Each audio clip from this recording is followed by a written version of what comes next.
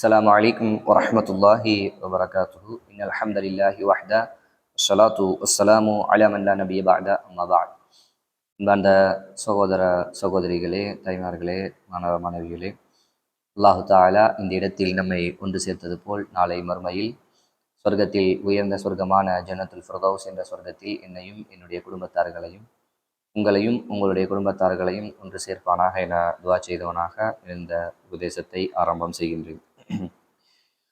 மஅரிஃபத்துல்லாஹ், அல்லாஹுவை பற்றி அறிந்து கொள்ளுதல்.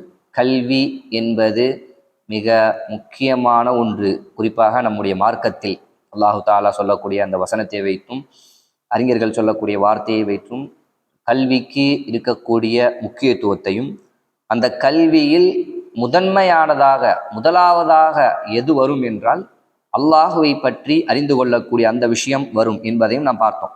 அல்லாஹுவை பற்றி அறிந்து கொள்வதில் முதலாவதாக நாம் அல்லாஹுடைய விஷயத்தில் எதை தெரிந்து கொள்ள வேண்டும் என்றால் தௌஹீத் என்று சொல்லப்படக்கூடிய அல்லாஹுவை அவனை எங்கெல்லாம் ஒருமைப்படுத்தணுமோ அங்கெல்லாம் அல்லாஹுவை நாம் சரியாக ஒருமைப்படுத்துவதுதான் அல்லாஹுவை பற்றிய கல்வியிலேயே முதலாவதான கல்வி.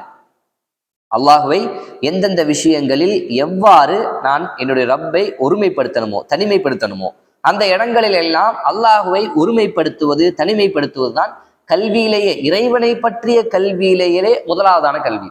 அப்படின்னா என்ன அப்படின்னா, எந்தெந்த விஷயங்களில் அல்லாஹுவிற்கு அங்கு அவன் மட்டும்தான், அவனுக்கு அந்த விஷயத்துல வேறு யாரும் இணை துணை கிடையாது என்கின்ற விஷயங்கள்ல அல்லாஹுவை மட்டும் ஒருமைப்படுத்துவது தான் அல்லாஹுவை பற்றிய அந்த அவனை ஒருமைப்படுத்தக்கூடிய விஷயம். சரிங்களா?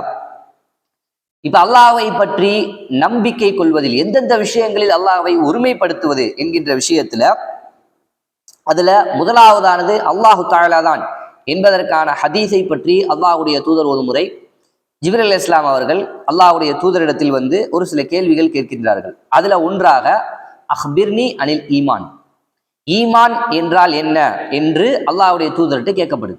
அல்லாஹ்வுடைய தூதர் சொல்றாங்க, அன் துமின பில்லாஹி வ மலாயிகத்திஹி வ குதுபிஹி வ ருசுலிஹி வல் யௌமில் ஆஹிர் வ துமின பில் கத்ரி கைரிஹி வ ஷர்ரிஹி. அல்லாஹுவையும் மலக்குமார்களையும் நபிமார்களையும் வேதங்களையும் மறுமை நாளையும் அதே மாதிரி நன்மை தீமையும் அல்லாஹோடு தொடர்புடையது என்கின்ற விஷயத்தையும் நம்பிக்கை கொள்வதுதான் ஈமான் என்று அல்லாஹ்வுடைய தூதர் சொல்லும் போது அதில் முதலாவதாக அல்லாஹ்வுடைய தூதர் அடையாளப்படுத்துவது அல்லாஹுவை நம்பிக்கை கொள்வது.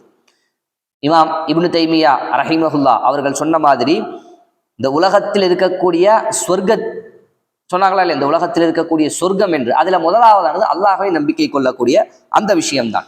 அல்லாஹு தாலா வசனத்தில் ஃபஅலம் அன்னஹு லா இலாஹ இல்லல்லாஹ், வணக்கத்திற்கு தகுதியான இறைவன் அல்லாஹுவை தவிர வேறு யாரும் இல்லை என்பதை நீங்கள் அறிந்து கொள்ளுங்கள் என்று அல்லாஹு தாலா நபி ஸல்லல்லாஹு அலைஹி வஸல்லம் அவர்களுக்கு கட்டளையிடுறான்.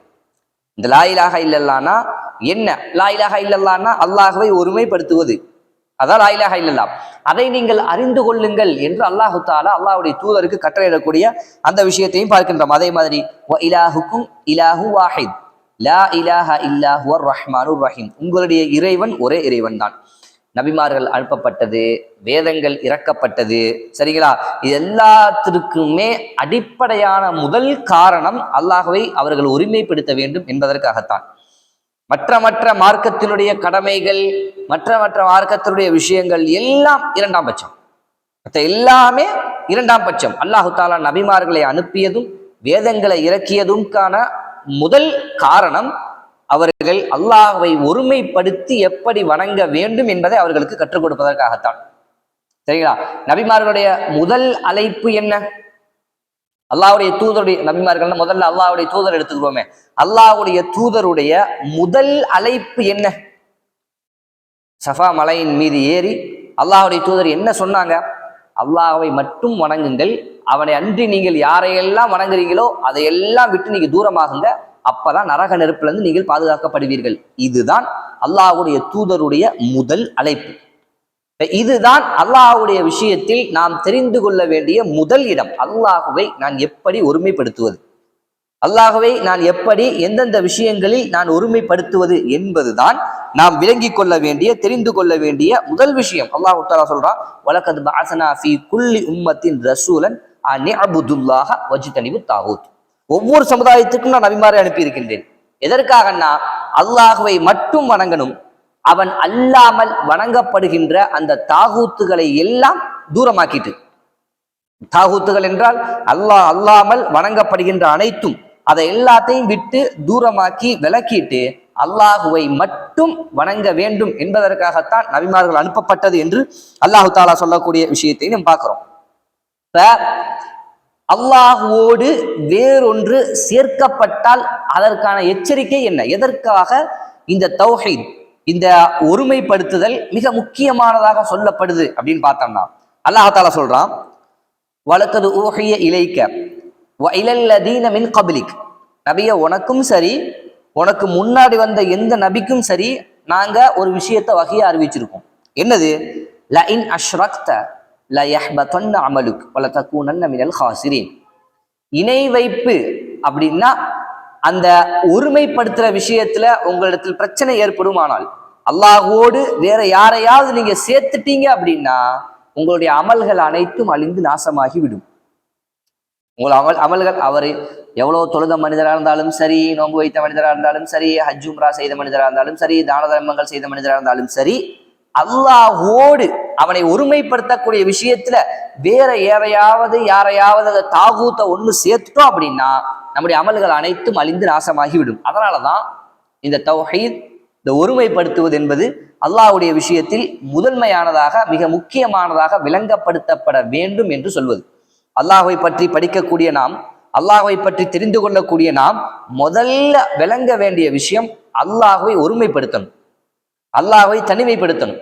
எந்தெந்த விஷயங்கள்ல எப்படி அவனை தனிமைப்படுத்துவது, ஒருமைப்படுத்துவது அப்படின்னு கேட்டா, அல்லாஹ்வை ஒருமைப்படுத்தப்பட வேண்டிய விஷயங்களாக அறிஞர்கள் 3 விஷயங்களை காட்டித்தராங்க. அதற்கு பேர் என்னன்னு முதல்ல நான் சொல்லிடுறேன். அதற்கு பேர் தான் தௌஹீதுல் ருபூபியா, தௌஹீதுல் உலூஹியா, தௌஹீதுல் அஸ்மாஇ வஸ்ஸிஃபாத். அப்படின்னா அல்லாஹுவை அவன் ரப்பு என்கின்ற விஷயத்தில் அல்லாஹுவை ஒருமைப்படுத்துவது. 2வது, வணக்க வழிபாடுகள் என்று என்னவெல்லாம் இருக்குமோ அதையெல்லாம் அல்லாஹ்வுக்கு மட்டுமே செலுத்தி அல்லாஹுவை ஒருமைப்படுத்துவது, தௌஹீதுல் உலூஹியா. தௌஹீதுல் அஸ்மாஇ வஸ்ஸிஃபாத் அப்படின்னா அல்லாஹு தாலாவிற்கு அழகிய பெயர்கள் உண்டு. குர்ஆனிலும் ஹதீஸிலும் அல்லாஹு தாலா சொல்லி இருக்கக்கூடிய அவனுடைய பெயர்களை அவன் எப்படி சொல்லி இருக்கிறானோ அப்படியே நம்பிக்கை கொண்டு ஏற்றுக்கொள்வது, இதற்கு பெயர் தான் அல்லாஹ்வை ஒருமைப்படுத்தக்கூடியது. இந்த 3 விஷயங்களிலும் அல்லாஹ்வை ஒருமைப்படுத்தணும். விளங்குச்சா? அல்லாஹ்வை ஒருமைப்படுத்துவது என்றால் என்ன? அல்லாஹ்வை ரப்பு என்றும், வணக்க வழிபாடுகள் என்று என்னவெல்லாம் இருக்குமோ அதெல்லாம் அல்லாஹ்வுக்கு மட்டுமே செலுத்தப்பட வேண்டும் என்றும், அதே மாதிரி அல்லாஹ்வுடைய பெயர் பண்புகள் என்று குர்ஆனிலும் ஹதீஸிலும் வந்த பெயர்களை அப்படியே நம்பிக்கை கொள்ள வேண்டும் என்பதும் தான், அந்த விஷயங்கள் தான் அல்லாஹுவை ஒருமைப்படுத்தக்கூடிய இடங்கள். இப்ப முதலாவதாக ரப்பு என்கின்ற விஷயத்தில் அல்லாஹுவை ஒருமைப்படுத்துவது அப்படின்னா என்ன அப்படின்னா, இப்ப ரப்பு அல்லாஹு தாலா அவன் தான் ரப்பு அப்படின்னா என்ன அர்த்தம் அப்படின்னா, அல்லாஹு தாலா தான் வானம் பூமிகளை எல்லாம் படைத்தவன். அதை தாண்டி என்ன படைப்புகள் எல்லாம் இருக்குமோ, மனிதனால நேரடியா பார்க்க முடிந்த படைப்புகள், ஆராய்ச்சி செய்து கண்டுபிடிக்க முடிந்த படைப்புகள், இன்னும் அறிவியலால் அடைந்து கொள்ள முடியாத படைப்புகள் என்று என்ன படைப்புகள் எல்லாம் இருக்குமோ அதையெல்லாம் படைத்தவன் அல்லாஹு தாலா மட்டும்தான். அல்லாஹு தாலா மட்டும்தான் ஒண்ணு.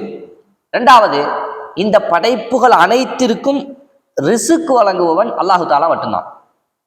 இந்த அவன் படைத்த விஷயங்கள் எல்லாம் இருக்கா இல்லையா, அந்த படைப்புகள் அனைத்திற்கும் ரிசுக் வழங்குபவன் அல்லாஹு தாலா மட்டும்தான். இப்ப ரிசுக்னா என்ன? அல்லாஹு தாலா ரிசுக் வழங்குறான் அப்படின்னா, ரிசுக்னா என்ன அப்படின்னா, அதை நம்ம பின்னாடி ஒரு தலைப்புலையும் அதை முழுமையா பார்க்கலாம். ஒரு மனிதன் இந்த உலகத்துல அவன் வாழ்வதற்கு ஒரு 50 வருஷம், ஒரு 60 வருஷம் ஒரு மனிதன் வாழ்றான் அப்படின்னா, அவனுடைய ஒட்டுமொத்த அந்த வாழ்க்கைக்கும் என்னவெல்லாம் தேவைப்படுமோ, அறிவு ரீதியாக, உடல் ரீதியாக, சமுதாய ரீதியாக, பொருளாதார ரீதியாக என்னவெல்லாம் தேவைப்படுமோ இது அனைத்தும் ரிசுக். இது அனைத்தையும் வழங்குபவன் அல்லாஹு தாலா மட்டும்தான். இப்ப இது 2வது, தௌஹீதுர் ருபூபியா. அல்லாஹு தாலா அவன் தான் ரப்புங்கிற விஷயத்துல நாம் தெரிந்து கொள்ள வேண்டிய இரண்டாவது விஷயம், அவன்தான் ரிசுக்கு வழங்குபவன். மூன்றாவது என்னன்னா, அவன்தான் ஆட்சி அதிகாரம் உடையவன். ஒட்டுமொத்தம் அவனுடைய படைப்புகள் எல்லாம் இருக்கா இல்லையா, அந்த ஒட்டுமொத்த படைப்பையும் ஆட்சி செய்பவன் அல்லாஹு தாலா, அவன் தான் ரப்பு. ஆட்சி செய்பவன் என்றால் இந்த உலகம் ஒட்டு மொத்தத்திலையும் எங்க எங்க எப்ப எப்ப என்ன என்ன நடக்கணும், யார் யாருக்கு என்ன என்ன நடக்கணும், எப்ப யாருக்கு என்ன கிடைக்கணும் என்ன கிடைக்க கூடாதுங்கிற டோட்டல் அந்த அதிகாரமும் ஆட்சியும் அல்லாஹ்விடத்துல தான் இருக்கு. இப்ப இந்த விஷயங்கள் எல்லாம் தௌஹீது ருபூபியா, அல்லாஹுவை ஒருமைப்படுத்துதல் என்று நம்பிக்கை விஷயத்துல நம்ம சொன்னாலும், இந்த கல்வி யார் இடத்துல ஒருத்தர் புரிஞ்சு கொண்டு விளங்கி கொள்ள முடியுமோ, அல்லாஹு தாலா தான் ரப்பு. அவன் தான் படைச்சான், அவன் தான் ரிசுக்கு தர்றான், அவன் தான் அதனுடைய ஆட்சி அதிகாரத்தை முழுமையாக கையில் வைத்திருப்பவன் அவன் தான் என்பதை யாரால் புரிஞ்சுக்க முடியுமோ அவர்களுக்கு இந்த உலகத்தில் அழகான நிம்மதியான வாழ்க்கை கிடைக்கும். யாரால் அதை படித்து சிந்தனையில விளங்கி சிந்தித்து புரிந்து கொள்ள முடியுமோ, அல்லாஹு தாலா தான் ரப்பு. அவனுடைய ஆட்சிக்கு கீழே தான் எல்லாம் நடந்துகிட்டு இருக்கு. எது எனக்கு கிடைச்சாலும் சரி, எது எனக்கு கிடைக்கலனாலும் சரி, எது எனக்கு வந்து சேர்ந்தாலும் சரி, எது எனக்கு வந்து சேரலாலும் சரி, உலகத்துல அங்க எது நடந்தாலும் சரி, இங்க எது நடந்தாலும் சரி, டோட்டல் எல்லாம் அல்லாஹுடைய அதிகாரத்தின் கீழ் நடக்குது. அவன் தான் ரப். இதுல அல்லாஹுக்கு வேற ஏதாவது இணை இருக்கா, வேற யாராவது கூட இருக்காங்களா என்று கேட்டால் இல்லை. அல்லாஹு தாலா மட்டும்தான் இந்த டோட்டல் அதிகாரத்தையும் ஆட்சியையும் கையில் வைத்திருப்பவன். அப்படிங்கிறதா தௌஹீது ருபூபியா என்பது. அடுத்ததா நான் பெரியா அளவுல வசனங்கள் விளங்கப்படுத்தாம விஷயத்தை மட்டும் நான் உங்களுக்கு சொல்லிக்கிட்டு இருக்கேன். ரெண்டாவதா தௌஹீதுல் உலூஹியா. அப்படின்னா வணக்க வழிபாடுகள் என்று என்ன விஷயங்கள் எல்லாம் இருக்குமோ அது அனைத்தும் அல்லாஹ்விற்கு மட்டுமே உரித்தானது, அதை வேறு யாருக்கும் செலுத்தக்கூடாது. அப்படின்னா பிரார்த்தனை செய்வது, வணக்க வழிபாடு அப்படின்னா நம்மளுக்கு வெளிப்படையா சொன்ன உடனே விளங்குறது என்னன்னா தொழுகை, நோன்பு, ஜகாத்து, குர்ஆன் ஓதுறது, ஹஜ்ஜி செய்யறது, உம்ரா செய்யறது, இந்த மாதிரியான வணக்கங்கள் தான் நம்மளுக்கு எடுத்த உடனே வரும். பிரார்த்தனை செய்வது வணக்கம், ஆதரவு வைப்பது வணக்கம், சரிங்களா? அதே மாதிரி தவக்குல் வைப்பது வணக்கம். இதெல்லாம் அல்லாஹ்வின் மீது மட்டுமே இருக்க வேண்டிய விஷயங்கள். ஆதரவு வைக்கிறது, ஒரு விஷயம் கிடைக்க வேண்டும் என்று முழுமையான ஆதரவு வைப்பது யார்கிட்ட வைக்கணும்? அல்லாஹ்விடத்துல வைக்கணும். ஒரு விஷயத்துக்கு யா அல்லாஹ் இதை நீ தான் செஞ்சு தரணும் என்று பொறுப்பு சாட்டுறது, தவக்குல் வைக்கிறது யார் மேல வைக்கணும்? அல்லாஹு தாலா மட்டும், அவன் மேல மட்டும் வைக்கணும். இப்ப இதெல்லாம் வேறொரு நபர்கள் மீது மாறுச்சு அப்படின்னா, இப்போ உதாரணமா விளக்கமா நம்ம இத மேலோட்டமா நான் இங்க சொல்றேன், ஒவ்வொன்னையும் தவக்குல்னா என்ன அப்படிங்கிற விஷயத்தை எல்லாம் நம்ம அல்லாஹ்வை அறிந்து கொள்ளக்கூடிய விஷயத்துல தனியா பார்க்கக்கூடிய விஷயங்கள். இந்த மேலோட்டமா இதை ஞாபகம் வச்சுக்கல. இதெல்லாம் வணக்கம். நேசம், நேசிப்பது வணக்கம். அந்த நேசத்துல அல்லாஹ்விற்கு இணையாகவோ அல்லாஹுவை விட ஒருவரையோ நான் நேசிச்சுட்டேன் அப்படின்னா அங்க அல்லாஹ்வை நான் ஒருமைப்படுத்தல. அல்லாஹ்விற்கு இணையாகவோ அல்லாஹுவை விடவோ யாரையாவது ஒரு ஆளை நேசிச்சேன் அப்படின்னா நான் அல்லாஹ்வுக்கு இணைய வச்சுட்டேன், அல்லாஹ்வுக்கு நான் இணைய வச்சுட்டேன். அந்த இடத்துல அவன் தான் இருக்கணும். முதல்ல அவன் தான் என்னுடைய உள்ளத்துல நேசத்திற்குரிய இடத்துல முதல் தரம். அவனுக்கு அடுத்ததாக அல்லாஹ்வுடைய தூதர், அதற்கு பிறகுத்தான் பெற்றோர்கள், சஹாபாக்கள் என்ற தரங்கள் எல்லாம் அடுத்தது. முதலாவது தரம் அல்லாஹு தாலாவுக்கு. அல்லாஹ்விற்கு இணையாக அல்லாஹ்வுடைய தூதரை நேசத்தில் ஆக்க முடியுமா? முடியாது. இணை வைப்பு. அல்லாஹ்வுக்கு அடுத்ததுதான் அல்லாஹ்வுடைய தூதருடைய நேசம். அல்லாஹ்வுடைய தூதர் எங்கள் உயிருக்கும் மேலாக நேசமானவர்கள் என்பதற்காக அல்லாஹ்விற்கு இணையாக நான் அல்லாஹ்வுடைய தூதரையும் நேசிக்கின்றேன் என்று சொல்ல முடியுமா அப்படின்னு கேட்டா கிடையாது. அல்லாஹ்வுடைய தூதர் அல்லாஹ்வுடைய ஒரு படைப்பு, அல்லாஹ்வுடைய ஒரு படைப்பு, ஒரு மனித படைப்பு. அல்லாஹு தாலா அவர்களுக்கு விஷயங்களை கற்றுக் கொடுத்திருக்கின்றான் என்கின்ற விஷயத்துல அல்லாஹ்வுடைய தூதர் அல்லாஹ்விற்கு அடுத்தது. அப்ப இதெல்லாம் வணக்கம். இந்த வணக்கங்கள் எல்லாம் அல்லாஹ்வுக்கு மட்டுமே செலுத்தப்படணும். அதுல வேற யாராவது கூட்டானாங்க அப்படின்னா அது இணை வைப்பாக மாறும். சரிங்களா? இது ரெண்டாவது. மூணாவது, அல்லாஹ்வுடைய பெயர் பண்புகள் விஷயத்துல அல்லாஹுவை ஒருமைப்படுத்துவது, நம்பிக்கை கொள்வது. அப்படின்னா என்னன்னா, குர்ஆன்லையும் ஹதீஸ்லையும் அல்லாஹுவிற்கு என்னென்ன பெயர்கள் உண்டு என்று ஆதாரபூர்வமாக வந்துள்ளதோ, சரிங்களா? அர் ரஹ்மான் என்றோ, அர் ரஹீம் என்றோ, அல் மாலிக் என்றோ, அல் குத்தூஸ் என்றோ, அஸ்ஸலாம் என்றோ ஆதாரபூர்வமாக குர்ஆன்லையும் ஹதீஸ்லையும் என்னென்ன பெயர்களும் பண்புகளும் அல்லாஹ்விற்கு வந்திருக்கோ அதை அனைத்தையும் அப்படியே ஏற்றுக்கொள்வது.